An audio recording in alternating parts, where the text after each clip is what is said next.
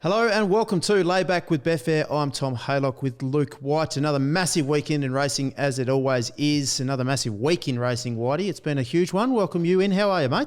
Thank you. I'm good. Feeling good after last week. How did we go? Yeah, well, let's bring it up. Let's see how we went last week.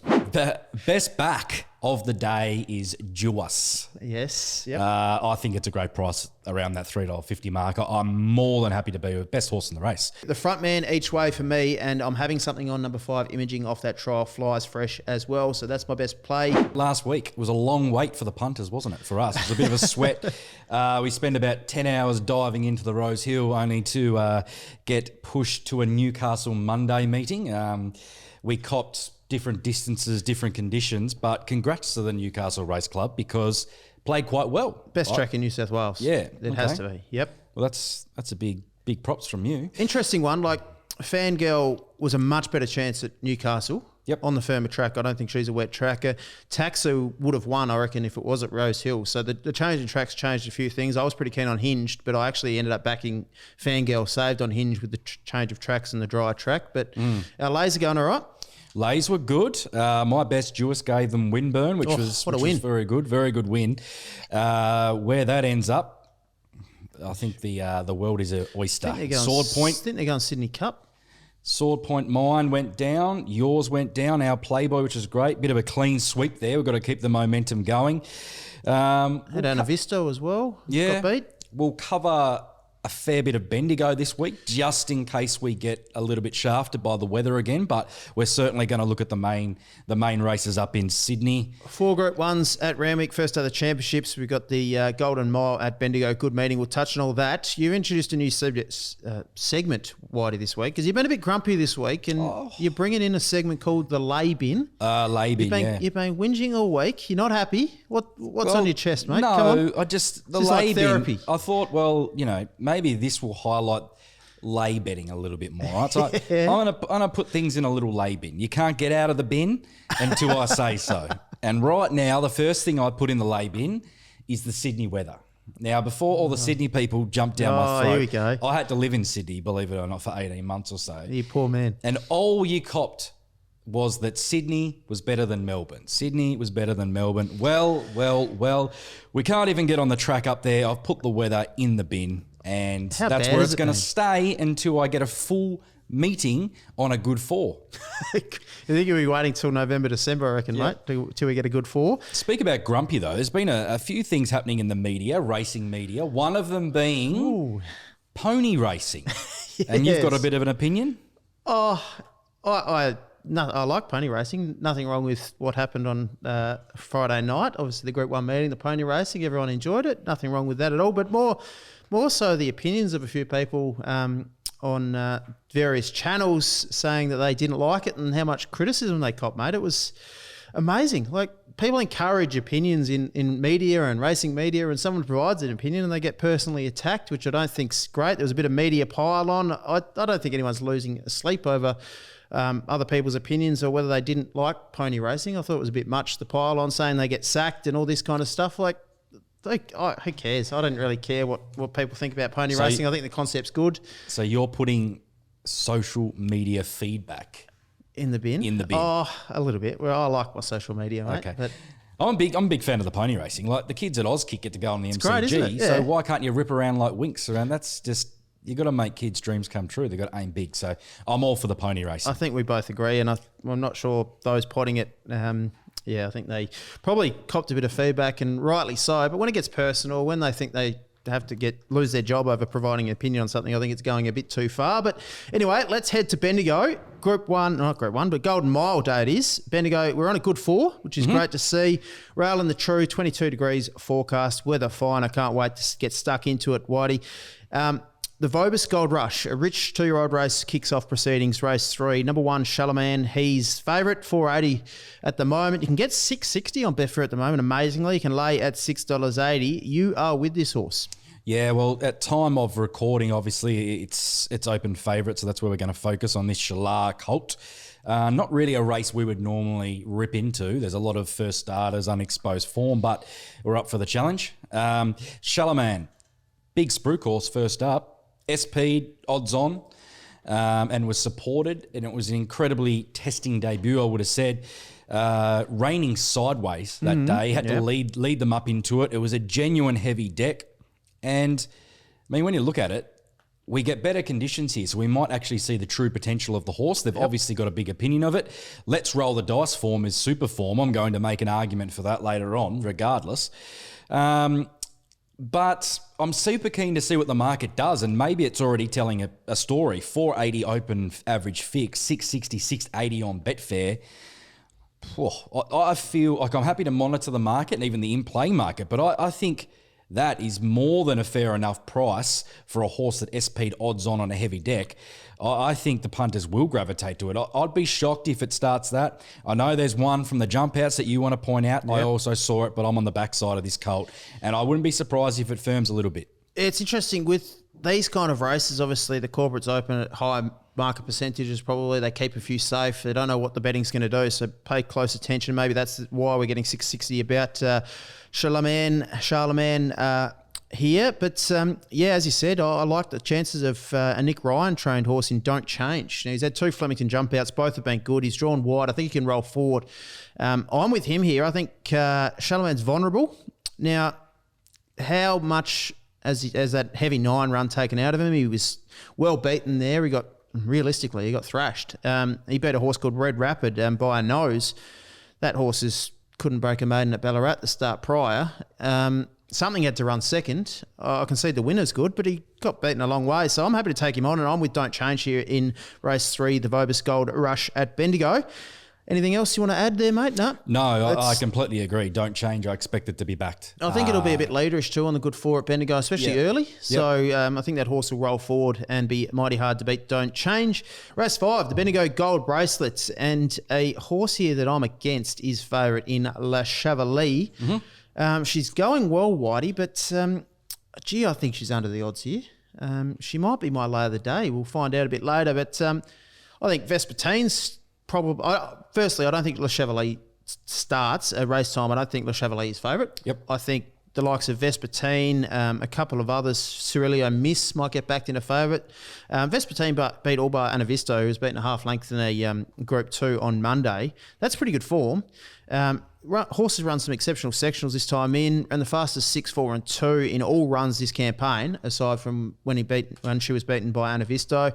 I can't even work out why La CHEVALEE's favourite, to be honest, mate. She can't afford to give him 15 lengths off the leader and that kind of head start here. She's drawn better, yes, but surely she's looking for further. She gets Jamie Carr off. Jai McNeil, who's not going great, we touched on it last week, is 12% strike rate and negative 37% profit on turnover in 2022. Huge jockey change. The horse has won 1 of its last 9. Awfully weighted as well, mate.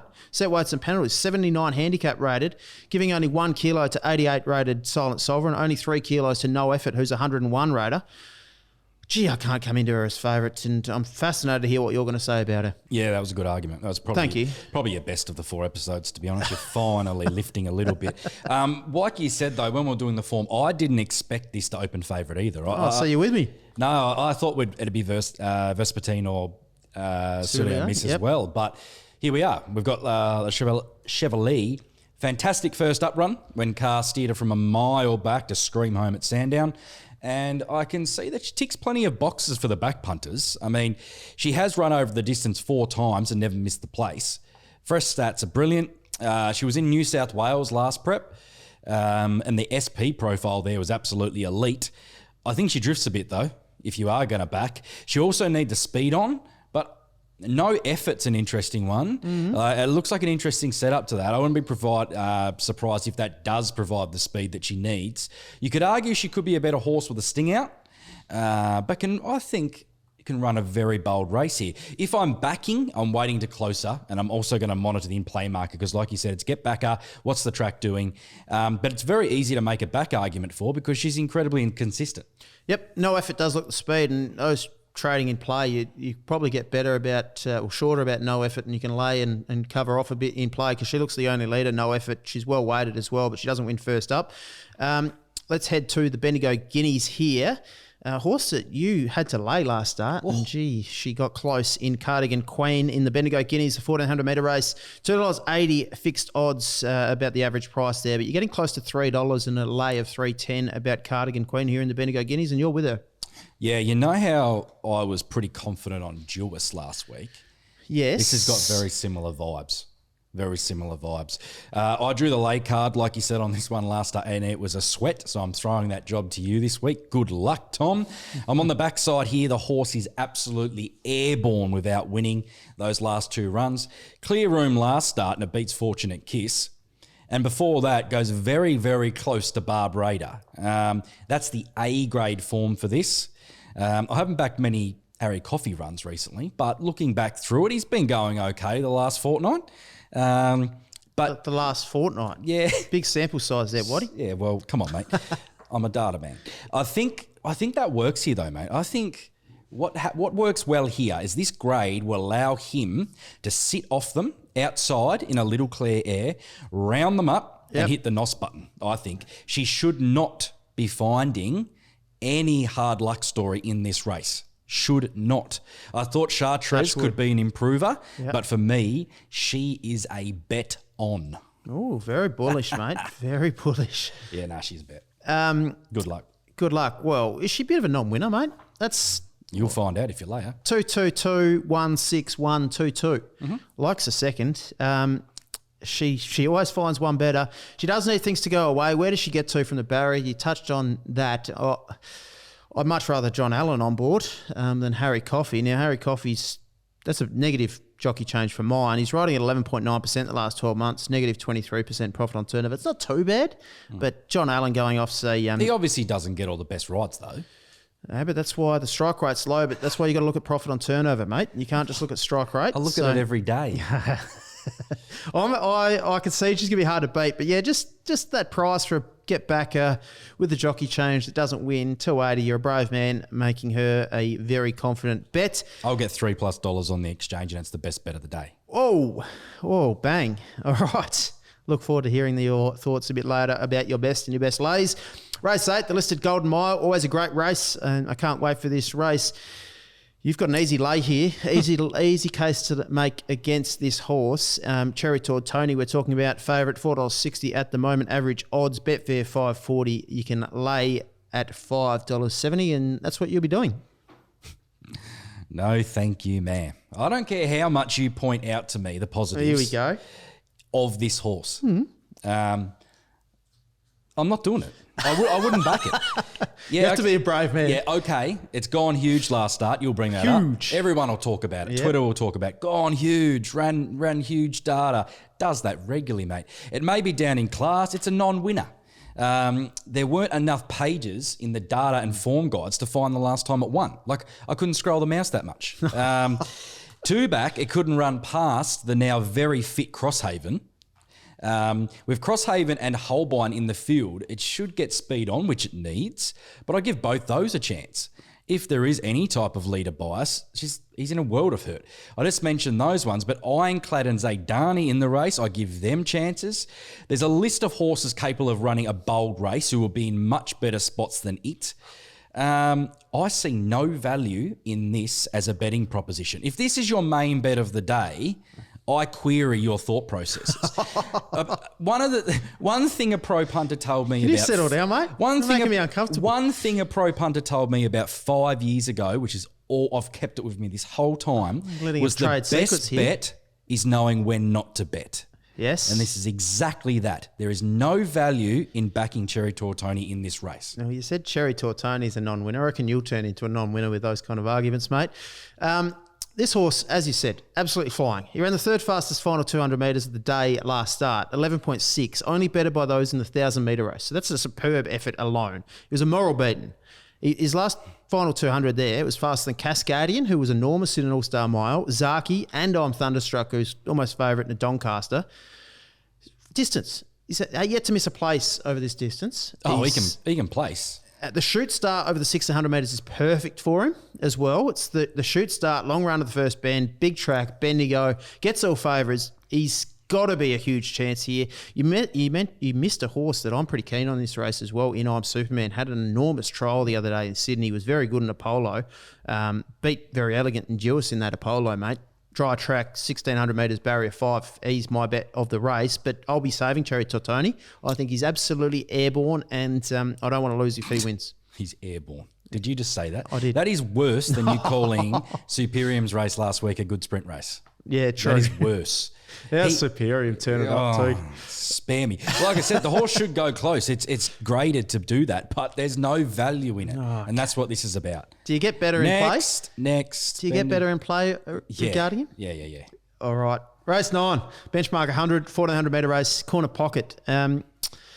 He's 320 average price, 360 Betfair, laying at $4. Surely you are not laying this horse at $4. I'll start the argument. He's such an easy horse to like, and I can't wait to hear why you're against him. He's won 8 of 11. He's yet to miss a place. He's drawn to get favours. Great racing pattern. Superb in a Blamey Stakes, beaten only by Inspirational Girl and Zaki, if you don't mind. That's A-grade form. Both were fantastic in the All-Star Mile.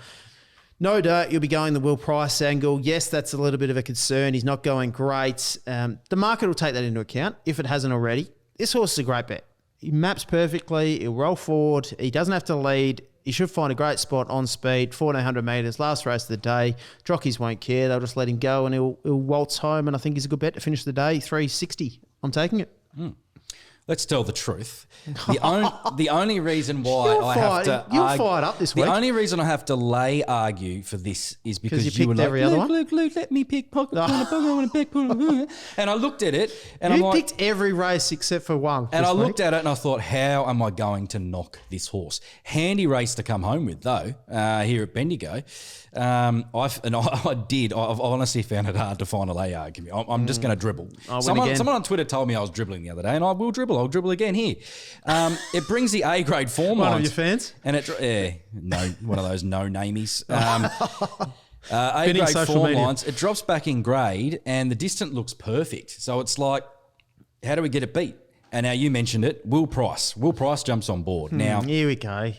he rides to get the claim. He isn't exactly flying. Like you want to take on Jai McNeil and stuff. Well, let's talk about this fella. He's had 3 wins. Apologies to Will He's Price. had 3 winners from his last 50 rides. So he's going to have to... He's going about as well as you, mate. No, mate, I am flying. He will need to slot him in from out there with the speed. But if you go back, Morvada and Groundswell in the race again. He's already done that, right? So as long as he doesn't get trapped wide... These are hardly big knocks, though. And even though I drew the lay card, I'm not going to lay it. If anyone has any more knocks, though, if they're listening to this and it comes up on Twitter, can you please let me know? Help Whitey out dribbling. Just give him some actual... But I agree. I'm on the lay side, but it's one of those like I had to back our Playboy last week, but I wouldn't have backed it with Mum's pocket money. It's up to its eyeballs in this race. Mum It'll still be give you pocket very, money. very, very hard to lay. All right. There you go. Well, we're both in agreement. So I think corner pockets can be very hard to beat. In the last time for my favourite segment of the show, Whitey's wash up. He came with the goods last week, and he's got a few nice headlines as well this week. Whitey, where are you heading? I keep going. I keep stepping up. I were in the office yesterday, and you were chuffed. You had a little giggle to himself and said, "Have a look at these headlines." Yeah, I was. You were pretty happy with yourself. I was chuffed. The first one we're going to look at Mornington, and the headline is "Graves of Faves." Now, Not your best, but not bad. Looking back at Mornington, the average BSP of all the winners on that card on Saturday last week was $25.68. Yep. The average high in play price of that lot that won was $45.60. Amazing. 8 of the 9 winners were a much better price in the run on Betfair than their SP. That's about it for Graves of Faves. Mornington was a graveyard. Next one is no response. Pretty happy with this. 19 runners around the country last Saturday hit $1.20 or less in the run. 19. Yep, to go on and lose. 13 of them, Tom, sub $1.10. Wow. And we had 2 101 beats. Yeah, no response, I assume, given the headline. How could you? Night Tempest over in Kalgoorlie was one of them.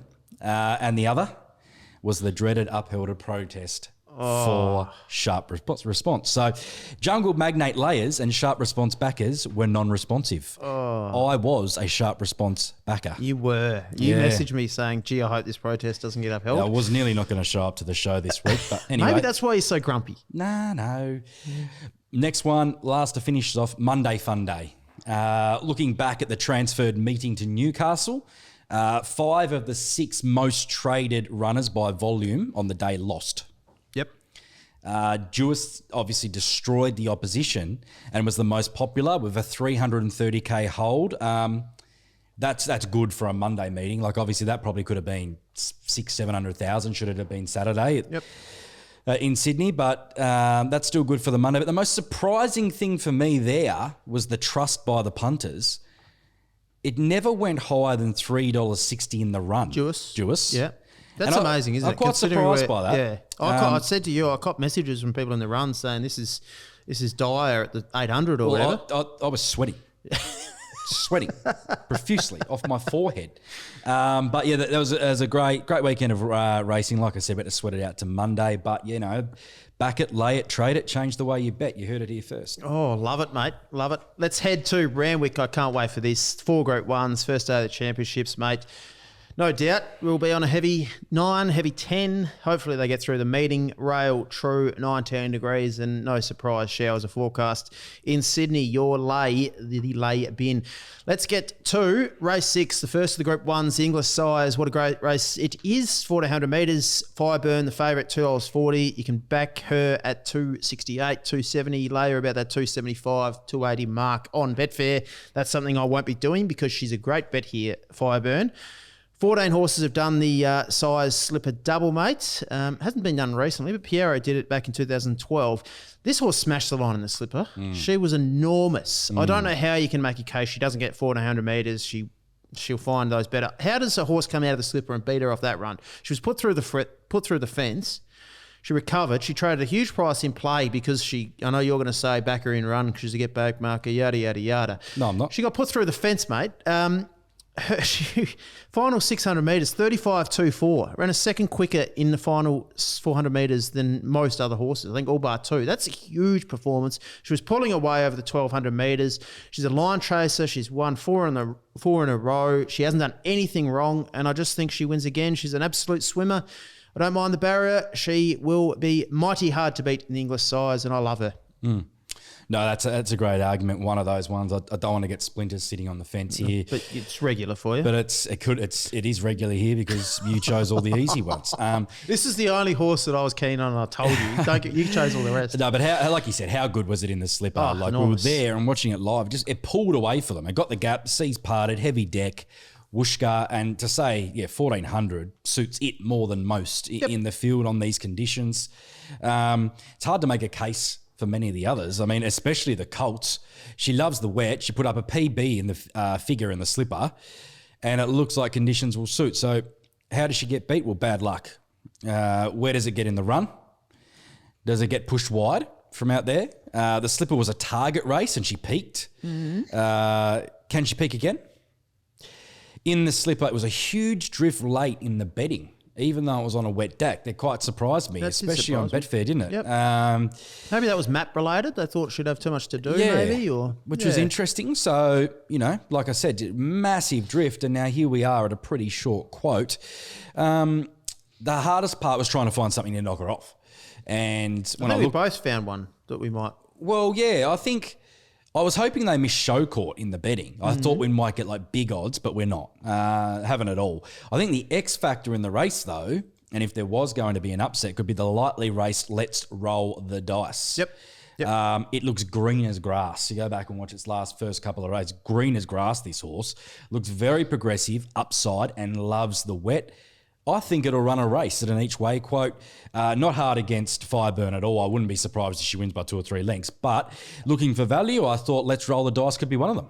Yeah, they're not going to miss a show court, are they, with the connections, Chris Waller, James McDonald. The market always keeps them safe. I'll be backing FIREBURN. I agree. Let's Roll the Dice. Huge X factor.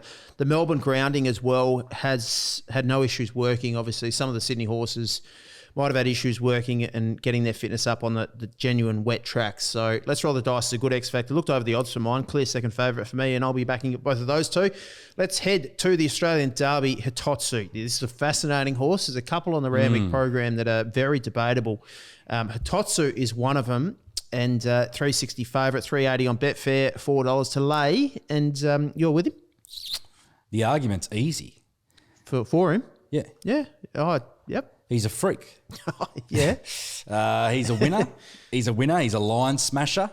He's got the dominant figures over this field already on the board that we've seen. Yep.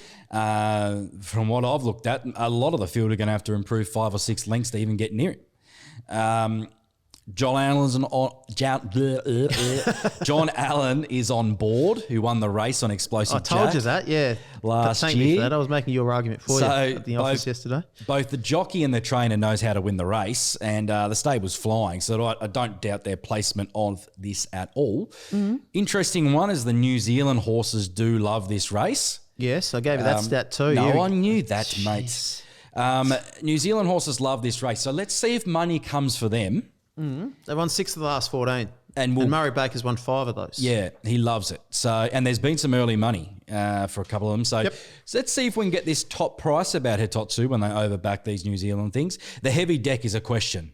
But if there's market support late, they have backed. There's been a lot of support, remember, on the exchange late for this horse multiple occasions. If that comes again, he goes mighty close. He's definitely a back argument. What do you make of Synthetic Hoof Filler first time for All Regal Lion, the New Zealander, on the back up? Good luck. Yeah, that's a little worry for me. But Sydney way of going, any concern? That might put the price out a little bit. Interesting. 4 recent Derby winners have all won the Tulloch and backed up to win. Hitotsu, it's all about the heavy track for him, isn't it? It's heavy track and Sydney way of going. He's untried. If he gets through it, he's going to be hard to beat, no doubt. We've seen him win the Derby off a similar break, the Vic Derby, off a similar break. I don't see the 2,400 metres as an issue, just whether the wet track and he can get through it is the query.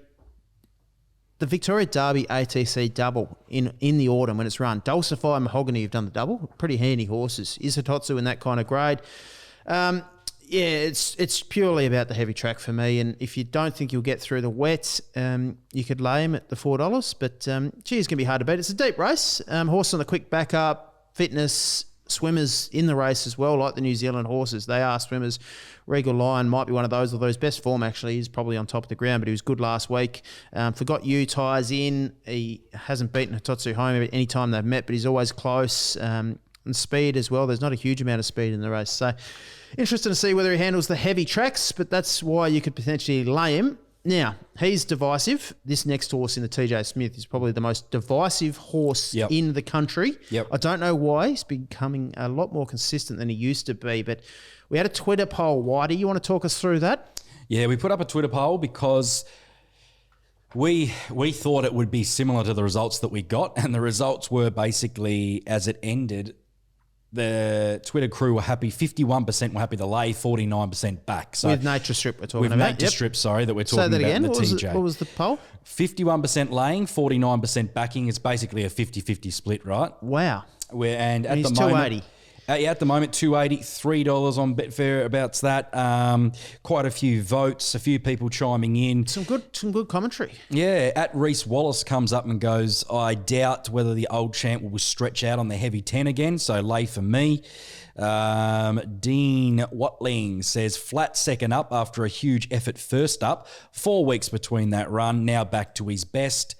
He's a back. Mintbet chimes in and goes, this is a good one. Do the Irish special. Back him to win and lay him to place. He either thrashes them or he flops. What do you make of that? Oh, well, I know it's pretty common bet type actually in the UK. And he's one of those horses. He does run fourth. He can bust, or used to. Maybe not so much now. I think back a season or two ago, that might have been a good play, but interesting one. Reece Smith, the first Smith on Twitter, said grand final horse every prep, lay at your own peril. So he's pretty bullish about Nature Strip. You are laying him, and what are the reasons? Yeah, I'm on the lay side, and let's not sit on the fence for this one. I'm going to be just blatant. Oh, this is a change. We're getting off the fence. So, it's 50-50 on Twitter, so let's try and break this apart.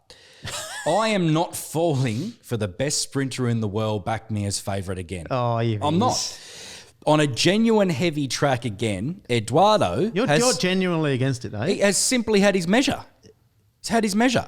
Yeah, well, And then I'll debate that in a second. Eduardo and Shelby both had his measure last start. I've got no doubt, though, that Waller has him peaking here. Oh, don't get up. He's a grand final horse, but I just can't be taking those odds of what I've seen its last two starts, Tom. Like, I feel like, for me, similar odds, I'd rather back Cardigan Queen on the day, put it that way, than I would this. Now, because it could definitely bounce back, but even if it does, I don't think it's winning by a margin. So I'm not interested in piling onto that quote. So what would you lay, Matt? Well, what price are we now? $3, $2.80, $2.90 to lay. Wouldn't be surprised if he's supported into $2.80, $2.90 on Betfair, and I'd be happy to lay there, Yeah. Not diving in though. Oh, right. You made an argument you were dead set against. You can't lay him for like big cash, but you'd throw a pineapple down and hope that he gets beat. He's not a horse I'm keen to bet up on because he's a bit untrustworthy. But at the price, it's just whether you got to work out whether he's a gamble or not at that price. He's not for me, and it is for you. Is that what you're saying? Well, I'm working that out at the moment, but I can definitely see why. What? Well, I can definitely see why people. You've got to prepare before the show, mate. You don't make it up now. So no, it's all right. I've done all your prep for you, mate, as you found out in the Derby stats. He's looking to win this race 3 years in a row.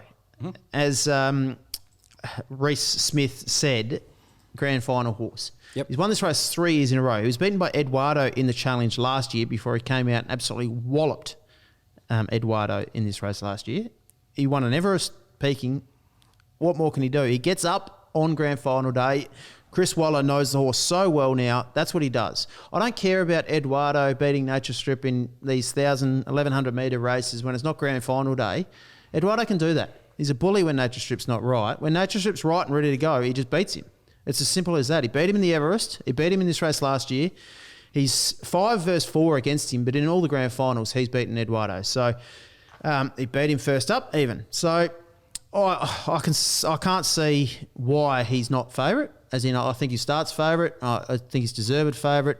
He's a grand final horse. He's won 19 of 36, mate. He's won 16.3 million as a horse. He's a star. I think he's unduly probably divisive in a way. People are against him for some reason. Maybe that's in the past. He's become much more consistent. He rarely runs poorly. He's a grand final horse. He'll be very, very hard to bet. It's just because they've probably piled into him at short odds when he's had a couple of, flops here and there. When G-Trial beat him down the Flemington Straight and stuff like that when he was short. Home Affairs knocked him off by a nose after he stumbles out the gates. Yep. Just a quick one, though, before we move on. The hot horse Shelby 66, back or lay to place? I don't think he'll win. I think Eduardo's and Nature Strip's best is going to be much better. I think he can run third, so it's a hard one to lay the place, but I'd lean towards the lay the place side more than backing him. I agree. Yep. There you go. Doncaster Mile. Let's head there. One of my favourite races of the year. What a great race it is. Over the mile, obviously, at Randwick, number 16, Forbidden Love, is the favourite, and rightly so. $4.60 average odds. Betfair, you're getting $5.20, laying at $5.60 at the moment as we record this. And Whitey, I can't believe you're against this horse. Now, she could be the best weighted horse in recent Group 1 memory. Yeah. How has she got this weight? Now, she's won a Group 2 Guy Walter, a Group 1 Canterbury Stakes, and a Group 1 George Ryder, all in dominant fashion. She gets car on with 50 kilos. Explain that to me. She's superbly in at the weights. In those three, she's beaten Promising Success, who came out and won a Group 2 on Monday, and Lighthouse, who came out and won a Group 1 Coolmore. Now, everyone was saying at the time they weren't strong races, they were handed to her, but the form keeps stacking up, mate. Her form couldn't be any better. 50 kilos. Jamie Carr, who won this race last year, jumps on. She's a deserved favourite. She has a great racing pattern. She's flying, mare in form, winning form. Last 3 winners of the Doncaster, 53 kilos, 51.5 and 49.5. Sheesh is well off. Sheesh is going to be hard to beat. And I'm interested to hear why you're against her. Yeah, another one that you asked to back. I don't think I did. Because it was an easy one to I make don't a case. think I did. The Donny is arguably the best mile race in the country, though. So I love the race day, like you said. And also what you said, it's like we read each other's notes. It is probably one of the best weighted runners in the country on the day.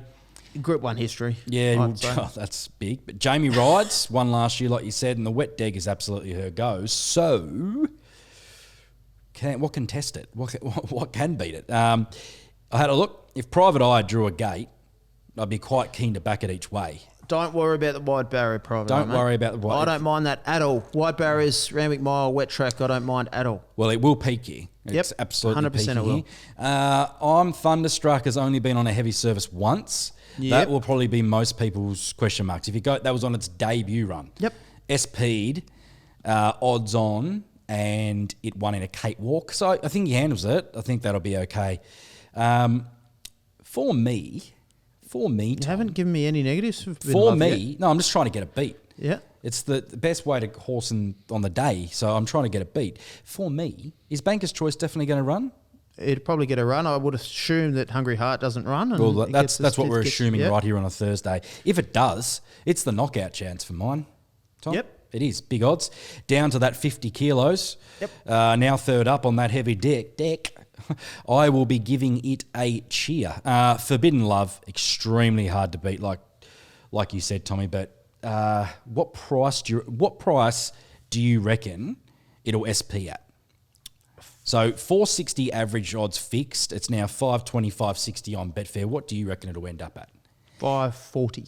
Okay.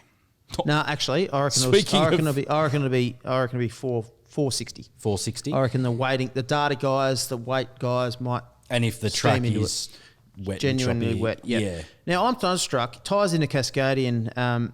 Meets I'm Thunderstruck slightly worse at the weights, but Cascadian ties in. Mr. Brightside's another one. Cascadian won it last year, mate. You don't win back to back. Sacred Falls would beg to differ. Was I born? You were there, I reckon, mate. I'm Thunderstruck. Like, if you like I'm Thunderstruck, you've got to give Mr. Brightside a chance. He gets a huge turnaround at the weights. It was fantastic. Ran the fastest. He ran really good sectionals late, coming from 12th. His sectionals were really good. He meets I'm Thunderstruck 5.5 kilos better. He's ties in. I think Cascadian ties in. I think if you give I'm Thunderstruck a chance, then you've got to maybe save on Mr. Brightside or Cascadian. But I'm leaning to that Sydney form with Private Eye. I agree. Blinkers on. And Banker's Choice was good. Just peaked late. Ran the fastest splits between the 1200 and 200 and just peaked late. Ready to go on the day. Can improve. But Forbidden Love for me. Time for the best bets and the best lays of the weekend. Whitey, you can go first, mate. Yeah, sure. Real keen Cardigan Queen as the best bet at the current quote. I hope we get $3+. I think you're just absolutely getting value for your money there in this grade of race in the form that it's in. My best lay isn't one we spoke about, but it was race 1 at Randwick with Voldemort. It's opened $5. For me, that just seems too tight. It's one of those flash Brook runs. J-Mac jumps on and they've priced it because of that. It was a flashy first up run. I actually backed it. Came from miles back one. The actual time figures data out of it all I don't think was astonishing. And now if we're going to get a genuine heavy track, we need this back marker to try and do that again against genuine group form. We've got horses coming out of the Blue Diamond that have Samilian, etc., that run well. $5 is not value for me. I'm against it. No, how about you? I agree with you there. They don't go to Scone and come to Randwick on go from soft 5 to a heavy 10 and win. So I agree. That's not a bad lay. My best, I Am Superman. Race 8, number 1 each way. I think it's a great bet. I'll be saving on the horse I made the case for, the favourite in Cherry Tortoni as well. I think I don't want to lose if Cherry wins, but I'm Superman. Great bet. Huge trial in Sydney. Got the Apollo Stakes form. Was good there. Dry track, suits. I think it's a great each-way bet. Race 8, number 1, I Am Superman at Bendigo. And my best in Sydney, race 6, number 12, FIREBURN. She'll continue on her winning ways and looks mighty hard to beat in Sydney. Anything else before we wrap up, mate? No, I think we've covered it. A lot to cover. Very exciting, especially these really top quality horses that we've just debated. Can't wait to see what the market's doing. Betfair Live late. Great show. Let's keep going. We're on a streak. Thank you for joining us on Layback with Betfair. Hope you laid back and enjoyed.